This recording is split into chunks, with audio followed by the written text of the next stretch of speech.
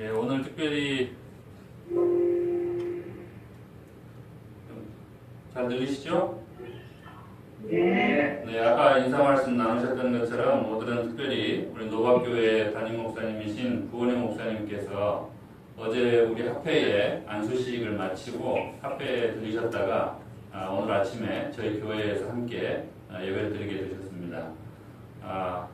우리 마이애미 교회와 또 우리 델라웨이 교회를 대표해서 목사님 환영합니다.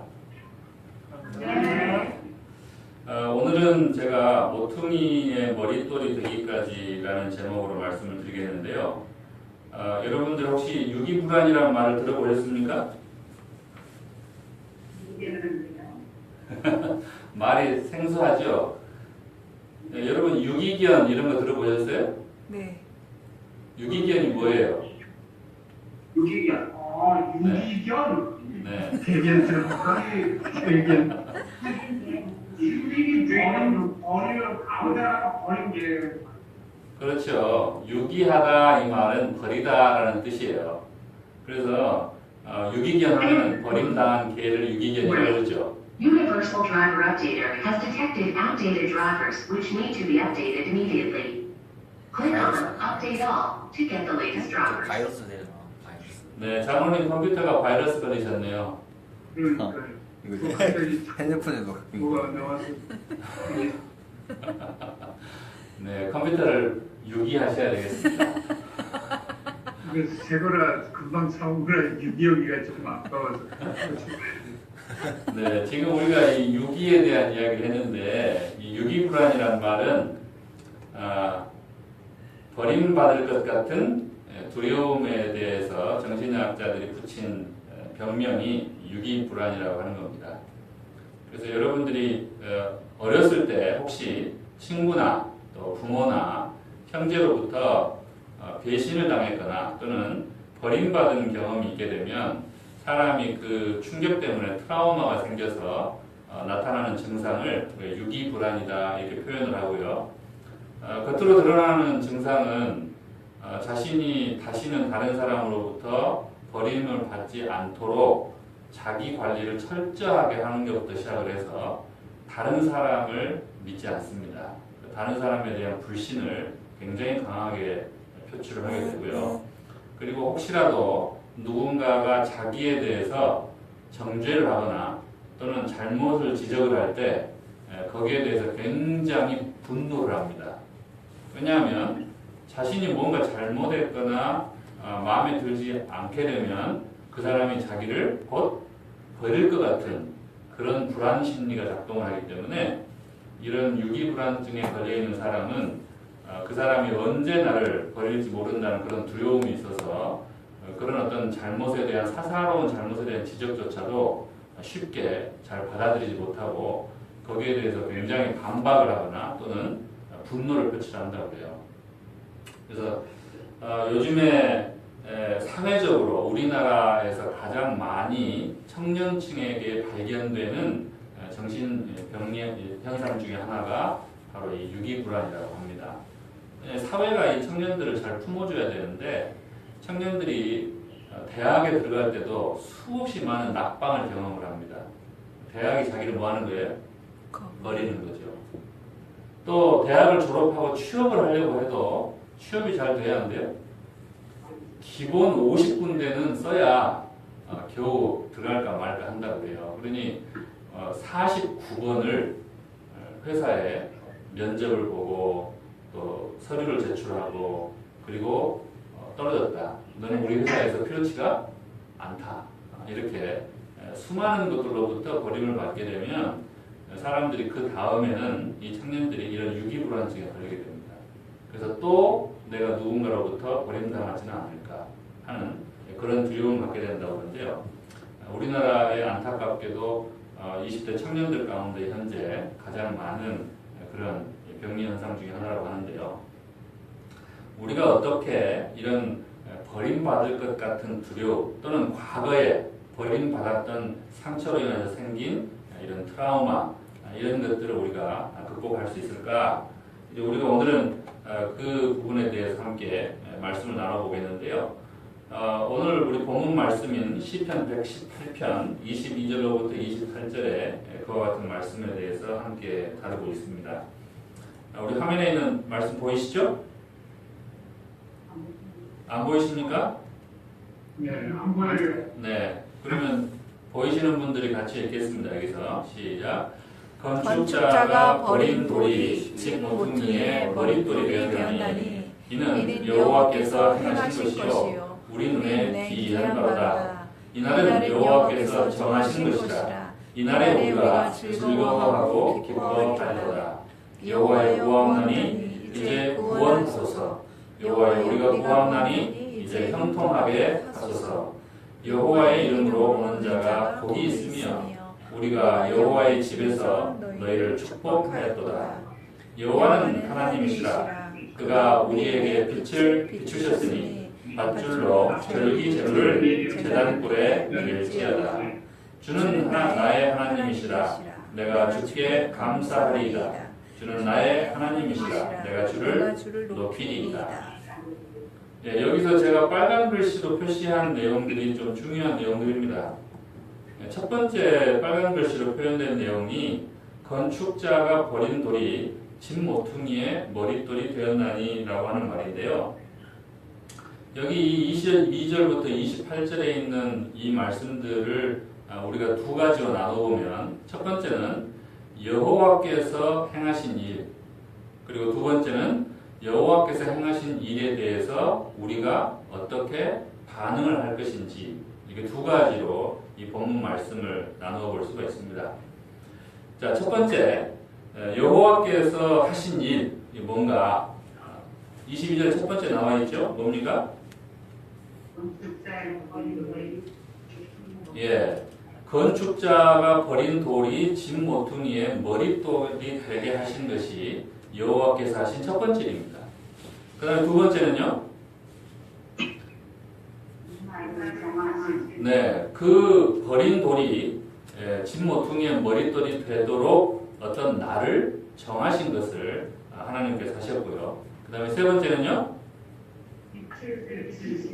네, 그 모퉁이 돌이 되게 한 그 날이 우리에게는 어떤 의미가 있는지 우리가 이해할 수 있도록 빛을 비춰주신 일을 하나님께서 하신 것으로 본문 말씀에는 나옵니다. 그래서 이렇게 세 가지 일을 하나님께서 하셨는데, 자, 거기에 대해서 이 시인은 앞에 나와 있는 그 본문 말씀과는 21절까지 나와 있는 본문 말씀과는 달리 우리라고 하는 표현을 씁니다. 그전에는 나라는 표현을 썼죠. 근데 이제 그 나가 이제 우리가 됐어요. 그래서 우리는 어떻게 거기에 대해서 반응할 것이냐. 자, 첫 번째 어떻게 했습니까? 기이하게 여김. 그 일에 대해서 우리가 참 놀랍고 이상하게 여겼다라고 되어 있고요. 두 번째는요. 즐거워함. 예, 하나님께서 하신 그 일이 우리에게는 즐겁고 기쁜 일이 되었다라고 되어 있습니다. 세 번째는요. 여호와께 간구함. 네, 여호와 하나님께 우리를 구원하소서, 이제 우리를 형통케 하소서라고 기도하는 반응을 보였습니다. 그리고 네 번째는요. 환영하고 축복함. 예, 여호와의 이름으로 오는 자를 환영하고 또 그 여호와의 집에서 우리가 너희를 축복한다라고 해서 환영하고 축복하는 반응을 보였죠. 그리고 마지막으로 다섯 번째는요.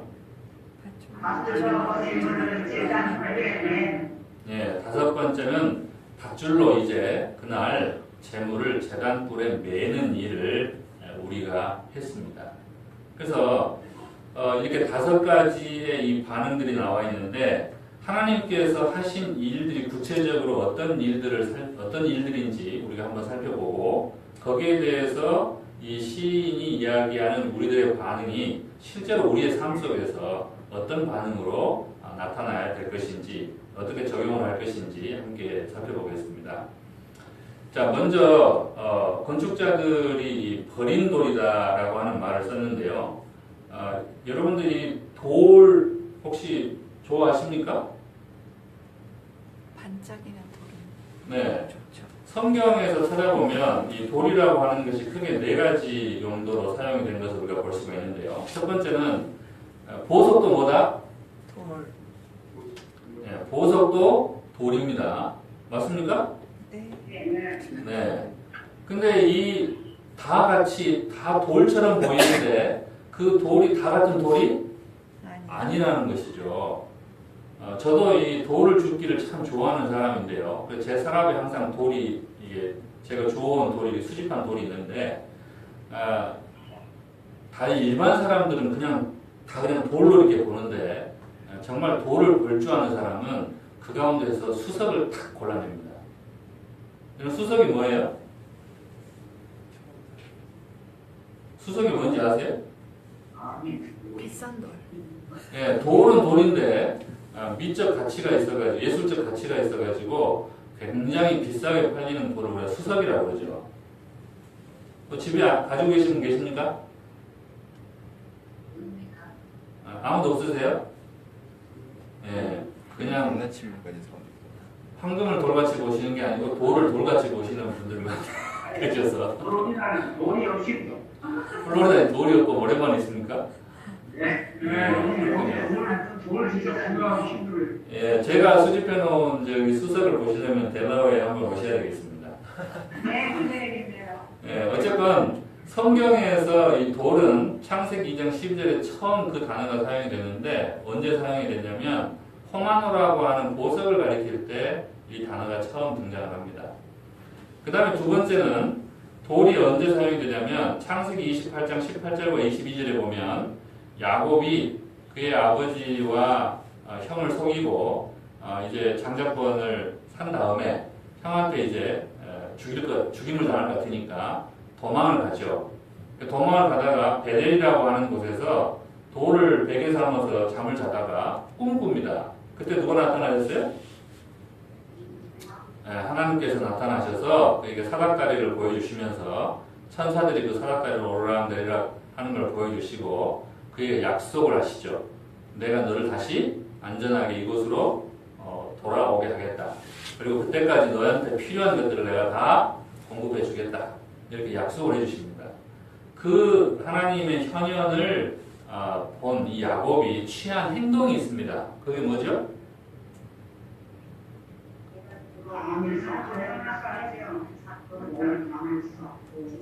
예, 그렇죠. 비슷한 말씀을 하셨는데 그가 취했던 정확한 행동은 자기가 베고 잤던 그 돌을 어떻게 했어요? 세웠어요. 세워서 딱 두고 하나님께 서원을 합니다. 뭐라고요?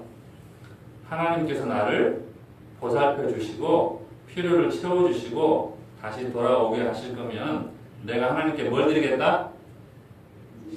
내 수입의 10분의 1을 꼭 드리겠다라고 서약을 합니다. 그러면서 그 돌을 거기다 딱 세워놓고 그 장소를 뭐라고 불렀어요? 벳엘 이 말은 무슨 말이에요? 벳엘 이 말이 그렇죠. 이곳이 하나님의 집이다 라고 하는 뜻으로 그 돌을 하나 딱 세워놓고 거기를 뭐라고 불렀어요? 베델이다 이렇게 불렀습니다.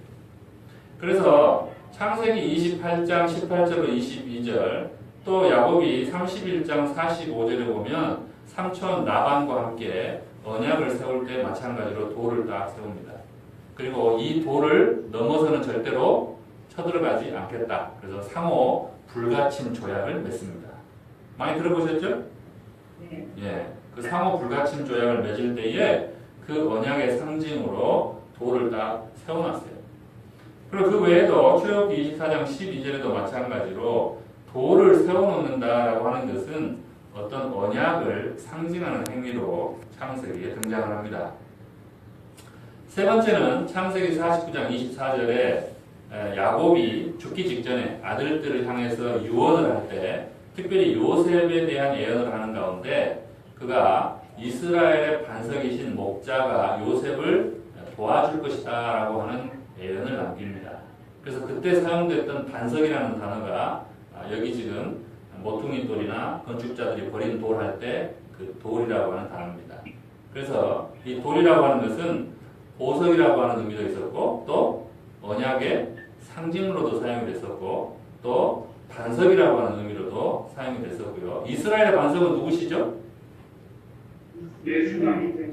그렇죠. 여호와 하나님, 전능하신 여호와 하나님이 이스라엘의 반석인데 하나님 자신이 바로 그 돌 또는 반석으로 자기 스스로를 상징하셨습니다. 그 다음에 마지막으로 네 번째는 출애굽기 20장 25절에 보시면 어떤 제단을 쌓을 때에 사용되는 재료가 뭐예요?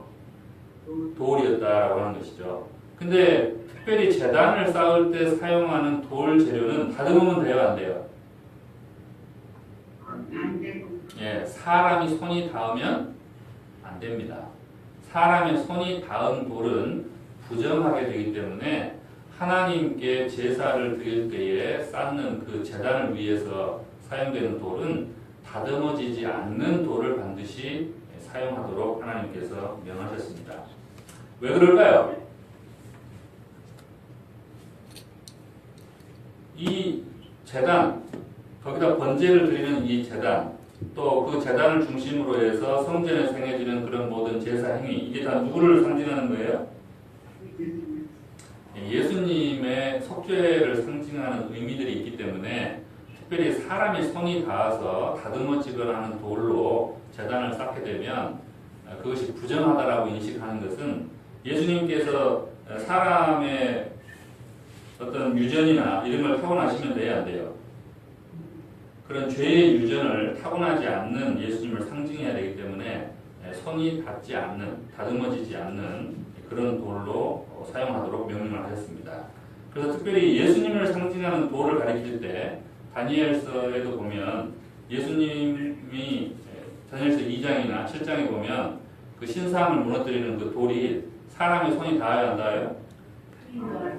네, 사람의 손으로 뜨이지 않는 돌로 예수님의 나라가 표상이 됩니다. 그래서 특별히 돌이 성경에서 사용이 될 때는 이와 같이 어떤 보석이나 또는 언약의 상징물이나 또 전능하신 여호와 하나님을 상징하는 반석, 그 다음에 예수님의 속죄를 상징하는 제단을 쌓는 그런 재료들로 이 돌들이 사용되고 있는 것을 우리가 볼 수가 있습니다. 특별히 이 돌에 대해서 건축자가 버렸다라고 이렇게 이야기를 하고 있는데 돌을 버린 건축자들이 성경 가운데 최초로 등장하는 사람들이 있습니다. 성경에서 처음으로 돌을 버린 건축자들이 누굴까요? 바벨탑을 건축하는 사람들. 어떻게 알았을까요? 감으로. 네, 우리 승리가 방금 이야기를 했는데요. 바벨탑을 쌓은 사람들이 처음으로 돌을 버렸대요. 그런 것 같아요? 네? 예, 맞습니다. 창세기 3장 여러분들이 11장 3절에 보시면 이 바벨탑을 쌓는 사람들이요 돌을 버리고 대신에 뭘 쓰기로 결심을 했어요? 벽돌을 쓰기로 결심을 했어요. 그래서 처음으로 성경에 돌을 버린 사람들은 바벨탑을 쌓은 사람들입니다. 그래서 벽돌을 쓰기 위해서 뭘 버렸어요? 네, 돌을 버렸어요. 그 사람들이 성경에는 최초로 돌을 버린 건축가들로 이렇게 나옵니다. 화이트인이 구속기의 이야기 252페이지에 이 건축자들이 버린 돌이 집 모퉁이의 머릿돌이 되었다라고 하는 이 말을 해설을 하면서 이렇게 이야기합니다. 베드로는 건축자가 버린 돌이 집 모퉁이의 머릿돌이 되었다고 말했다. 그 건축자는 바로 교회의 지도자들이며 그들은 자기들이 거절한 그리스도의 가치를 인식했어야만 하였다. 이 건축자들은 대부분 어떤 집이나 또는 건물을 짓고자 하는 어떤 사람들이다? 지도자들이다라고 하는 것이었어요. 그래서 그 건축자들에 대하여 성경은 최초로 바벨탑을 쌓으려고 했던 사람들이다 이렇게 이야기하고 화이트인은 구체적으로 이 건축자들은 교회의 지도자들이다라고 설명하고 있습니다. 근데 이 사람들이 이 돌을 버렸다라고 하는 이 표현은 긍정적인 표현이 아니에요. 그죠? 버려야 할 돌을 버린 게 아니죠. 굉장히 중요한 돌을 알아보지 못하고 버렸다라는 식으로 성경에 기록이 됩니다. 그래서 집을 지어야 되는데 어떤 돌을 기초로 써야 될지 또 돌마다의 용도와 쓰임새가 어떻게 되는지 또 어떻게 다듬고 그 돌들을 서로 맞춰야 될지 이런 부분에 대해서 잘 알지 못하고 준비되지 않은 상태에서 자기 욕심대로 뭔가를 집을 지으려고 했던 그런 사람들이 바로 여기에 등장하는 이 건축자들입니다. 그래서 요즘에도 이 집 또는 이 가정이라고 하는 것이 사람이 사는 데 있어서 가장 중요한 행복 요소 중에 하나인데 준비되지 않은 미혼의 남녀들이 함부로 아이를 가져가지고 어떻게 해요? 아이들을 버리는 경우가 많죠. 그렇죠? 또 준비되지 않은 부모들이 아이를 낳아서 기르다가 아이들을 버리는 경우가 많아요. 또 마찬가지로 교회를 잘 다스릴 준비가 되지 않은 부도덕한 교회의 지도자들이 또 교인들을 버리는 경우도 있고 또 자기 욕심만 채우려는 정치인들이 정치판에 뛰어들어서 또 국민들을 버리는 경우들이 있습니다. 그래서 여기에서 말하고 있는 이 건축자들이라고 하는 의미는 좋은 의미는 아니에요. 집을 짓고자 하는 어떤 욕심은 있는데 그 일을 위해서 잘 준비되지 않은 상태에서 자기 욕심대로 뭘 하려다가 구별을 잘 못하고 버리는 그런 사람들이 바로 이 건축자들로 나타납니다. 그리고 시인 자신이 여기 13절과 17절 그리고 18절에 자신이 버림받았던 그 경험들에 대해서 쭉 설명을 합니다. 13절에 보면 너는 나를 밀쳐 넘어뜨리려 했으나 여호와께서는 나를 도우셨다. 그 다음에 17절에 내가 죽지 않고 살아서 여호와께서 하시는 일을 선포하리로다. 그리고 18절에 여호와께서 나를 심히 경책하셨어도 죽음에는 넘기지 아니하셨도다. 이렇게 세 가지 구절들을 통해서 자신이 버림받았던 그 경험들을 설명을 하는데요. 이 버리다라고 하는 이 말은 이 히브리어 원어 자체가 그냥 버렸다라고 하는 뜻보다는 거절하다 또는 싫어하다 또는 혐오하다 이런 뜻이 있습니다. 그래서 뭐 하는 거예요? 버리는 거예요. 근데 어제도 우리가 이제 집에 들어온 파리들을 어떻게 했어요? 잡았어요. 죽여버렸죠. 그죠? 파리들을 죽여버리는데 뭘 동원했어요? 전기 파리채, 뭐 수건, 멍둥이 여러 가지 것들을 동원해서 버렸습니다. 우리가 왜 그래요? 파리를 뭐 하니까? 싫어해요. 굉장히 싫어하고 싫어할 뿐만 아니라 뭐하고? 혐오하니까. 특별히 우리 식구 가운데도 제일 혐오하는 사람이 누구예요? 박승리. 네, 박승리입니다. 조금만 옆에 나타나면 그냥 막 난리가 나요. 근데 이 버리다라고 하는 것이 그래서 그냥 쓰레기 버리듯이 단순히 이렇게 버리는 것이 아니고 이 시인이 경험하는 게 뭐예요? 죽지 않고 죽음에는 넘기지 않으시고 무엇과 연결시켜서 말합니까? 죽음과 연결시켜서 말합니다. 건축자들이 버린 돌이라고 했을 때 그 버렸다라고 하는 표현은 그냥 버리는 게 아니고 죽여버리는 거예요. 뭐 하는 거예요? 더 이상 그 돌이 존재하지 못하도록 아예 없애버리는 겁니다. 그래서 우리가 이 버리다라고 하는 말을 그냥 쉽게 생각하면 안 돼요. 그냥 버리는 것이 아니고 어떻게 하는 거예요? 죽여버리는 거예요. 그런데 죽음으로 내몰았던 또 내몰렸던 나를 누가 살리셨다고요? 여호와 하나님께서 도우셔서 나를 죽음에까지 넘어가도록 경책하셨지만 그러나 사망의 권세에 완전히 넘기지는 아니하셨다라고 표현을 합니다. 우리가 이 시편 118편에 22절에 있는 이 말씀을 실제로 성경 가운데 신약 성경에 예수님께서 인용하시는 모습이 나오는데요. 마태복음 21장 42절로 44절 또 다른 공간 복음서도 똑같이 이 말씀을 기록을 하고 있습니다. 그래서 예수께서 이르시되 너희가 성경의 건축자들의 버린 돌이 모퉁이의 머릿돌이 되었나니 이것은 주로 말미암아 된 것이요 우리 눈에 기이하도다 함을 읽어본 일이 없느냐라고 말씀을 하시면서 이 건축자들이 버린 돌이 모퉁이 돌이 되었나니라고 하는 그것을 누구에게 적용을 했어요? 예수님 자신에게 적용을 하셨습니다. 그래서 사도행전 4장 8절과 11절에 이에 베드로가 성령이 충만하여 이르되 백성의 관리들과 장로들아 이 예수는 너희 건축자들의 버린 돌로서 집 모퉁이의 머릿돌이 되었느니라 라고 그 머릿돌 되신 분이 바로 그 건축자들이 버린 돌이 바로 예수님이심을 증명하고 있습니다. 우리가 아까 살펴봤던 것처럼 다니엘서 9장 25절과 26절에 보면 하나님께서 그 날을 정하셨다라고 되어 있는데요. 모퉁이 돌이 되게 하신 그 날이 언젠가 여기 다니엘서 9장에 이렇게 이야기를 합니다.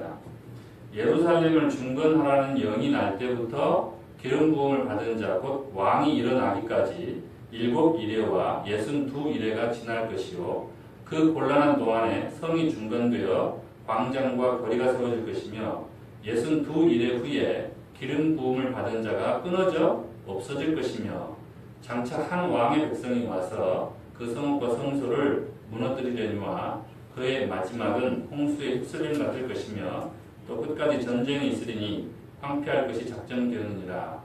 이 25절과 26절에 있는 이 말씀 가운데 기름 부음 받은 자, 이게 히브리어로는 메시아죠. 그죠? 메시아. 헬라어로는 그리스도입니다. 그 그리스도가 언제 일어날 것인지, 그리고 그 메시아가 언제 끊어져 없어질 것인지, 죽게 될 것인지에 대해서 다니엘서 9장에 정확하게 날을 정해놓으셨어요. 그리고 요한복음 1장 9절로부터 11절에 참빛 곧 세상에 와서 각 사람에게 비추는 빛이 있었나니 그가 세상에 계셨으며 세상은 그로 말미암아 지음바 되었을 때 세상이 그를 알지 못하였고 라고 하는 말씀을 통해서 예수님께서 이 땅에 빛으로 오셔서 세상 사람들에게 그 모퉁이 돌이 누구이신지를 정확하게 설명해주는 빛의 역할을 하셨다라고 요한복음에 설명을 하고 있습니다.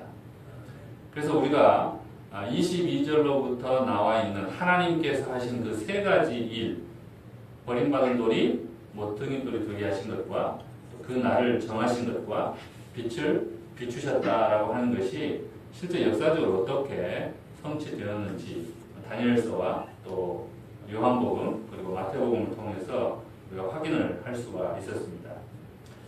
자, 이렇게 하나님께서 하신 그 일에 대하여 우리가 어떻게 반응을 할 것인가에 대해서 베드로가 설명을 하고 있는데요.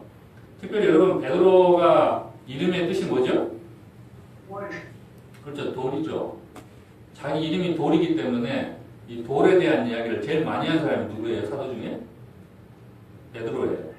예, 그래서 베드로전서 2장 1절부터 8절에 보면 이 돌에 대한 이야기를 더 정확하게 합니다. 시편 118편은 22절 딱 한 절로 설명을 했는데 베드로는 이것을 8절에 걸쳐서 쭉 풀어서 설명을 했어요. 그래서 우리가 어떻게 그 일에 대해서 알아야 될지 구체적으로 설명을 합니다. 자, 같이 한번 읽어보시죠. 그러므로 여러분은 모든 악의와 모든 기만과 위선과 시기와 온갖 비방하는 말을 버리십시오. 갓난아기와 같이 순수하고 신령한 젖을 그리워하십시오. 여러분이 그것을 먹고 자라서 구원에 이르게 하려는 것입니다. 여러분은 주님의 인자하심을 맛보았습니다. 주님께 나오십시오. 그는 사람에게는 버림을 받으셨으나 하나님께는 택하심을 받은 살아있는 귀한 돌입니다. 자, 안 보이시나요, 화면이? 보여요? 자, 그러면 5절부터 같이 읽겠습니다. 시작. 여러분도 살아있는 돌과 같이 되었으니 신령한 집을 짓는 데에 쓰이도록 하십시오. 그래서 예수 그리스도로 말미암아 하나님께서 기쁘게 받으실 신령한 제사를 드리는 거룩한 제사장이 되십시오. 성경에 이런 말씀이 있습니다. 보아라, 내가 곤란한 귀한 모퉁이 돌 하나를 시온에 둔다. 그를 믿는 사람은 누구나 부끄러움을 당하지 않을 것이다.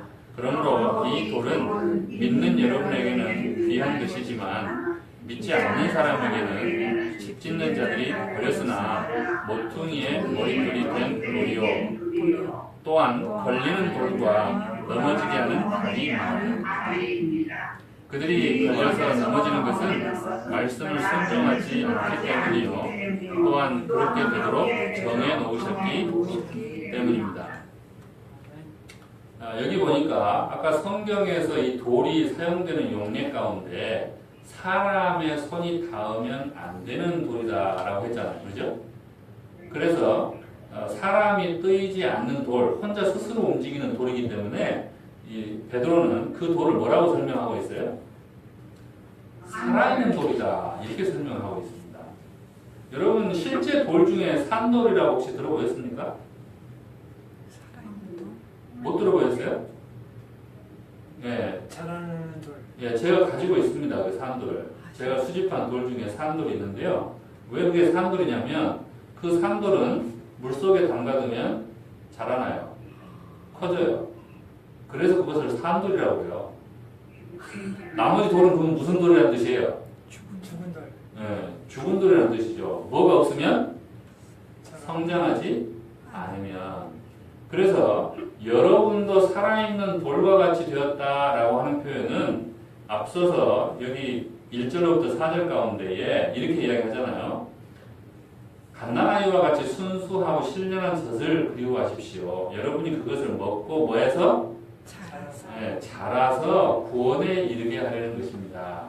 그래서 우리가 돌은 돌인데 다 같은 돌이 아니고 어떤 돌이에요 우리는? 산. 여러분과 저는 무슨 돌이다? 산돌. 자라나야 하는 살아있는 돌이다 라고 하는 뜻이에요. 영어로는 뭡니까? 리빙스톤. 리빙스톤이죠. 그죠? 굉장히 유명한 아프리카 개척 선교사였던 그 리빙스톤이 자기 이름을 그렇게 썼는데요. 이 리빙스톤은 두 번째 의미는 뭐냐면 살아있는 돌이라는 뜻도 있지만 살리는 돌이라는 뜻도 있습니다. 다른 사람을 뭐 한다고요? 살리는 돌이라는 뜻도 있어요. 그래서 여러분들이 살아있는 돌과 같이 되었다라고 하는 말은 두 가지 의미입니다. 첫 번째는 뭐예요? 자라나는 돌이다라는 뜻이고 두 번째는요. 다른 사람을 살리는 돌이다라고 하는 뜻이 있어요. 그래서 여러분들이 그런 살아있는 돌과 같이 되었으니 이제 신령한 집을 짓는 데에 쓰이도록 하십시오 라고 이야기를 합니다. 그래서 예수 그리스도로 말미암아 하나님께서 기쁘시게 받으실 신령한 제사를 드리는 거룩한 제사장이 되십시오. 그래서 신령한 집을 짓는 데 쓰인다라고 하는 말을 풀어서 그 다음에 설명을 했는데 신령한 집을 짓는다라고 하는 표현은 무슨 뜻이다? 신령한 제사를 드리는 거룩한 제사장이 되는 것이다 라고 설명을 합니다. 그래서 이제 그 구절에 보면 우리가 아주 잘 아는 유명한 말이 있죠. 너희는 택하신 족속이요 왕같은 제사장이요 거룩한 나라요. 그 말이 그래서 이 8절 다음에 9절에서 나옵니다. 근데 이 귀한 모퉁이 돌에 대해서 우리가 어떻게 반응할 것이냐 여기 6절에 보면 이렇게 이야기하죠. 그를 믿는 사람은 누구나 부끄러움을 당하지 않을 것이다. 그러므로 이 돌은 믿는 여러분에게는 귀한 것이지만 믿지 않는 사람에게는 집 짓는 자들이 버렸으나 모퉁이의 머릿돌이 되어서 걸리는 돌과 넘어지게 하는 바위가 될 것이다 라고 표현을 합니다. 그래서 우리가 그 모퉁이 돌 되신 예수님에 대해서 하나님이 그렇게 되도록 하셨는데 우리가 그 부분에 대해서 어떻게 반응해야 된다? 믿음으로 반응해야 된다 라고 표현을 합니다. 예수님께서 이 모퉁이 돌에 대해서 경고를 하셨어요. 누구든지 이 모퉁이 돌 위에 떨어지는 자는 어떻게 될 것이다? 깨어질 것이다 라고 이야기를 했죠. 반대로 이 돌이 그 사람 위에 떨어지면 어떻게 된다고요? 가루가 되어서 부서지게 될 거다 이렇게 이야기를 했어요. 그거는 destroyed, 멸망한다는 뜻입니다. 그러니까 산 돌 위에 내가 먼저 떨어지는 게 낫겠어요? 그 돌이 나한테 떨어지기를 기다리긴 낫겠어요? 그렇죠. 내가 먼저 의지적으로 그 산돌에 내 머리를 박아가지고 내가 깨지는 게 낫다는 말이에요. 안 그러면 어떻게 된다? 그 돌이 나한테 떨어져가지고 내가 멸망하게 된다. 이렇게 이야기를 합니다. 그래서 그 표상적인 설명인데 예수님의 나라가 다니엘서 2장에 사람의 손으로 띄지 않는 돌나라로 설명되어 있잖아요. 그래서 내가 먼저 그 돌에 대하여 깨어지지 않으면 후에 예수님이 그 돌나라로 재림하셔서 임하실 때에 내가 뭘 당하게 될 것이다? 내 죄와 함께 멸망을 당하게 될 것이다 라고 하는 경고입니다. 그래서 예수님께서 이 믿음으로 반응하라라고 하는 이 베드로의 말에 대해서 예수님께서 구체적으로 뭐라고 말씀하셨어요? 너희가 먼저 내 위에 떨어져서 깨져야 된다라고 이야기를 했습니다. 내가 그분 위에 떨어져서 깨져야 된다라고 하는 말은 내 자신이 예수님 안에서 거듭나야 된다라고 하는 말과 같은 뜻입니다. 그래서 여러분들이 우리 자신의 어떤 본성적인 욕구나 또는 욕망을 예수님 안에서 깨어지는 그런 경험들을 하는 것이 좋다. 그리고 특별히 내가 내 자신을 가장 많이 정죄합니다. 내 속에 있는 죄를 누가 가장 잘 아니까? 내가 가장 잘 아니까. 그런 죄의 사슬이나 내 마음속에 있는 그런 죄의 사슬이나 억압이나 이런 것들을 예수님을 통해서 어떻게 된다고요? 깨뜨리는 일이 우리에게 무엇보다 필요하다 그 말입니다. 뭘 통해서? 우리의 믿음을 통해서. 그래서 그것이 베드로가 모퉁이 돌 되시는 예수님에 대하여 우리가 어떻게 반응해야 될지에 대해서 설명하는 부분입니다.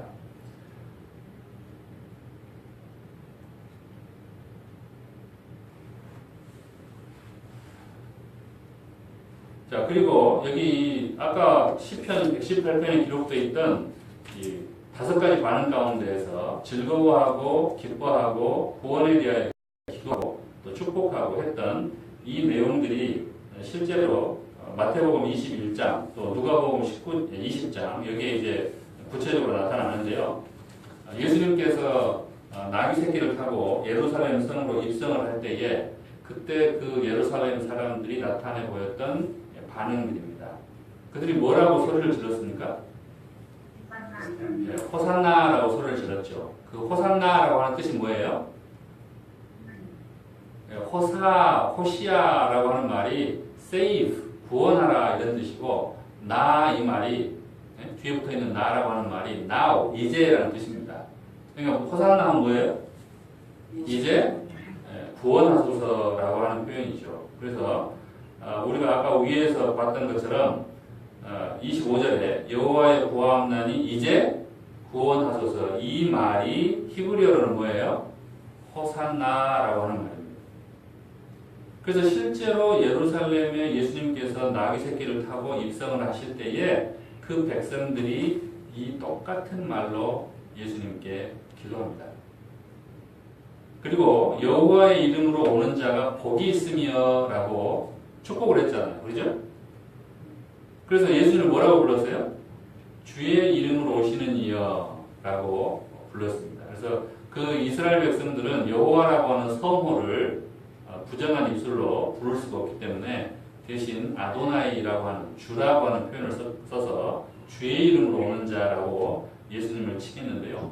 실제로 시편 118편 26절에 있는 이 말씀처럼 여호와의 이름으로 오는 자가 복이 있으며 라고 그들이 환영했던 모습이 있습니다. 또 여호와의 집은 뭘 가리킵니까? 26절에 여호와의 집. 성경에서 여호와의 집은 성전을 가리킵니다. 성전. 네, 성전. 그래서 시편 134편이나 또 스가랴서나 여러 성경절에 보면 이 여호와의 집은 성전을 가리키는데 성전에서 너희를 축복한다. 성전에서 백성들을 향해서 축복하는 사람들이 누구죠? 그렇죠. 제사장들입니다. 민수기서 6장 24절로부터 27절에 있는 말씀처럼 모세가 아론의 집안에게 명령을 했잖아요. 너희는 이스라엘 백성을 향해서 뭐하라? 축복하라 이렇게 명령을 했기 때문에 제사장들이 성전에서 거기에 참여하는 이스라엘 백성들을 향해서 축복하는 일들을 합니다. 그리고 이 사람들이 예수님에 대해서 이제 뭐 했어요? 밧줄로 절기 제물을 제단불에 매는 일을 했습니다. 이 절기가 어느 절기겠어요? 예수님께서 십자가에 달려 돌아가신 그 절기가 어느 절기입니까? 그렇죠. 6월절 제물로 제단불에 메어지는 것처럼 십자가에 매는 일을 누가 했어요? 호산나 다윗의 자손이요. 이제 우리를 구원하라고 외쳤던 바로 그 사람들이 예수님을 십자가에 못 박도록 소리 지르고 외쳤습니다. 그래서 실제로 여기에 있는 이 시편 118편의 이 말씀들이 예수님 당시에 그 예루살렘 성전에 있었던 이스라엘 백성들을 통해서 그대로 다 성취가 되었습니다. 오늘 우리가 우리의 죄로 인하여서 예수님을 십자가에 못 박는 일에 함께 참여한 자가 되었습니다. 맞습니까? 네. 그래서 우리도 하나님께 우리를 예수님의 피를 통해서 구원해달라고 똑같이 호산나를 외칠 수가 있고 또 그 주제로 우리가 하나님께 찬양의 제사를 드리고 있습니다. 또 이 여호와의 집, 다시 말해서 이 오늘날의 이제 교회에 해당이 되겠죠. 이 교회에서 우리에게 맡겨진 일이 뭐예요? 다른 사람들을 축복하는 일들을 하게 됩니다. 우리가 똑같이 예수님처럼 버린 경험들이 있지만 그러나 그것들을 극복하고 머릿돌이 되기 위해서 우리가 어떻게 해야 할 것인가 우리가 함께 살펴봐야 될 건데요. 예수님께서 아마 다른 사람들보다 가장 많이 버림당하는 경험들을 하셨지 않았나 싶어요. 자기 고향 사람들한테 버림받았습니까? 나사렛에서 어떻게 했어요? 그 사람들이 예수님을 형제들이 나와서 낭떠러지로 떨어뜨려서 밀쳐 떨어뜨려 죽이려고 했죠. 그래서 시편 118편 13절에 있는 말씀처럼 너희가 나를 밀어뜨려서 넘어뜨려서 죽이려고 했던 그 일을 실제로 예수님이 당하셨어요? 안 당하셨어요? 당하셨어요. 또 자기 제자들한테는 버림을 당했습니까? 안 당했습니까? 네. 그 사랑했던 제자들이 그 전날 배신하기 전날 직접 허리를 숙이시고 그들의 더러운 발을 씻기시는 종의 모습으로 그들의 발을 씻겨주심으로 그 사랑을 표현해 주셨는데도 불구하고 제자들이 하나는 30냥에 은 30냥에 팔아먹고 하나는 욕하고 저주하고 배신하고 나머지는 다 자기 목숨 살기 위해서 도망치면서 예수님을 버렸습니다. 그리고 수없이 예수님께서 고쳐주셨던 그 많은 병자들이 실제로 예수님께서 빌라도 앞에 재판받을 때는 예수님한테 뭐라고 했어요? 십자가에 못 박으시라고 못 박으라고 그렇게 외쳤습니다. 사람들한테 그렇게 버림을 당할 때 우리는 어떤 느낌이 듭니까? 네? 하나님한테 버림받은 것 같은 그런 느낌이 들어요, 안 들어요? 사람한테 버림받으면 하나님한테도 버림받은 것 같은 느낌이 듭니다. 그래요? 제가 경험해보니까 그런 것 같아요. 가족이나 또는 형제나 또는 교인이나 내 동료들이 나를 배신하고 버리는 것 같으면 하나님이 나를 버리신 것 같은 그런 느낌이 들 때가 많습니다. 그런데 이 시편 118편은 뭐라고 설명합니까?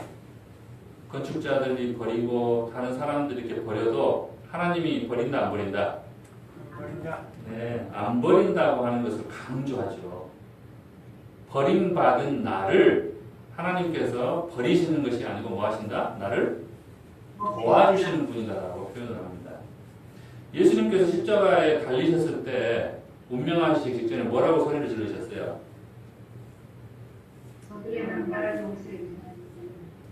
엘리 엘리 라마 사박다니 이렇게 외쳤잖아요. 그게 무슨 뜻이에요? 어찌하여 나를 버리시는가? 네, 하나님 어찌하여 나를 버리시나이까.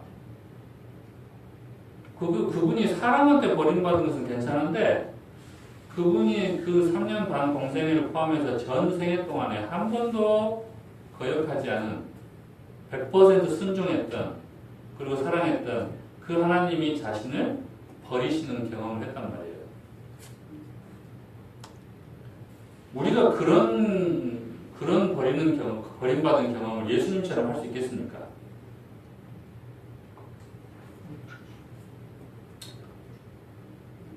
그런데도 불구하고 예수님이 마지막으로 운명하시기 직전에 그런 하나님한테 뭐라고 그랬어요? 내 영혼을 아버지 손에 위탁하나이다 라고 믿음의 기도를 드리시고 돌아가셨습니다. 우리가 사람들에게 버림받는 경험들을 할 때 우리는 그것이 마치 하나님이 우리를 버리는 것처럼 느끼지만 전혀 그렇지 않다고 하는 것을 우리가 첫 번째 기억해야 되고, 오히려 하나님 우리를 뭐 하시는 분이다?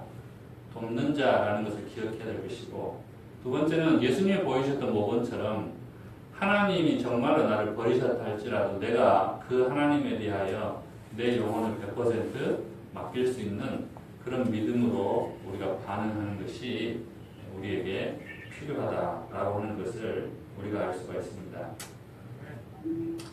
누군가 나를 버리고 넘어지고 쓰러뜨렸다면, 그래서 상처가 나고 아프고 또 창피하고 할 때에 우리는 얼른 피하고 싶고 그 사실을 감추고 싶어서 그냥 스스로 벌떡 일어나서 아무 일도 없었던 것처럼 그렇게 하려고 합니다. 그런데 그렇게 하면 돼야 안 돼요? 그렇게 하면 더 다쳐요. 다친 사람이 어떻게 해야 돼요? 가만히 있어야 돼. 가만히 있어야 돼요. 그래서 자기 자신을 살펴봐야 돼요. 내가 어디가 얼마큼 다쳤는지, 얼마나 상처가 났는지, 그리고 주변에 나를 도와줄 사람이 있는지 없는지, 그리고 도와줄 사람이 있으면 어떻게 해야 돼요? 그 사람에게 나를 도와달라고 부축해달라고 부탁하고, 그렇게 해서 우리가 일어나야 합니다. 또 누군가 넘어져서 다쳐 있다면 우리가 또한 그 사람에게 그렇게 도움을 주고, 또 그 사람이 그 상처로 인하여서 더 문제가 생기지 않도록 기다려줄 수 있어야겠죠. 근데 죄로 인해서 넘어진 사람들에 대한 우리의 태도는 어떻습니까?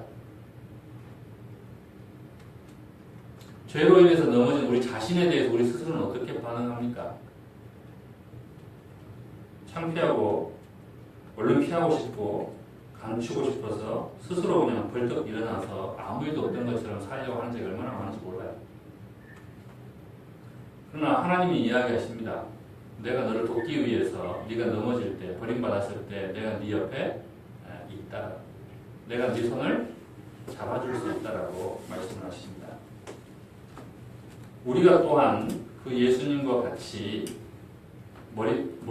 침 모퉁이에 머릿돌이 되기 위해서 다른 사람들에 대하여 그와 같이 기다리고 또 도움의 손길을 내밀어 줄 수 있는 그런 사람이 되기를 바랍니다.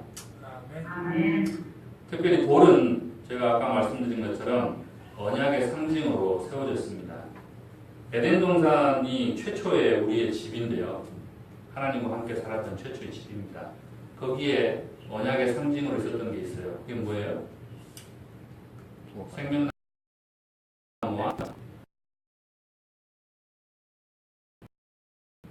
그리고 최초의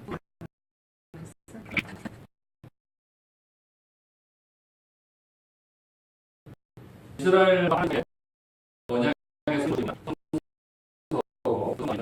언약궤 안에 들어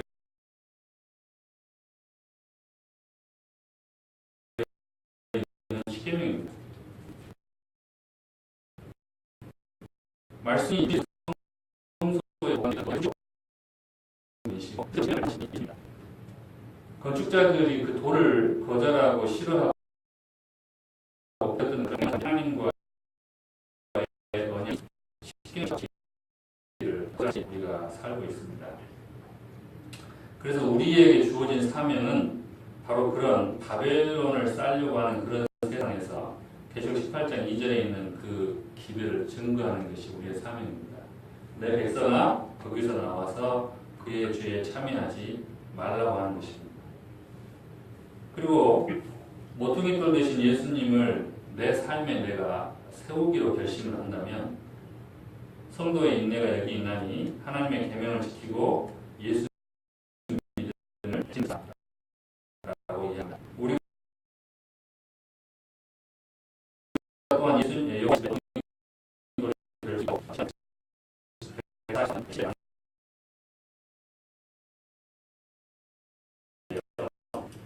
우리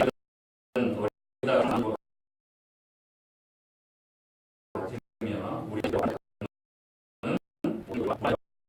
우리의 잘 그들의 품격을 개발하라고 하는 것이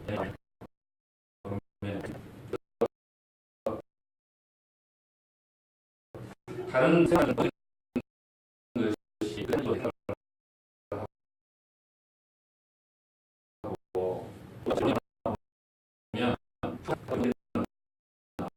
하나님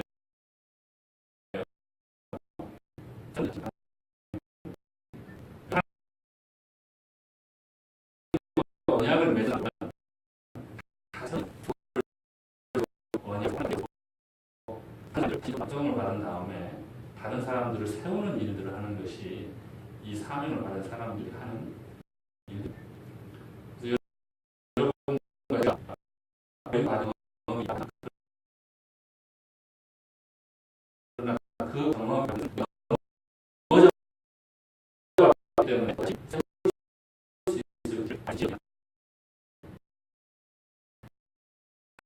가정이라고 사람도 이렇게 모퉁이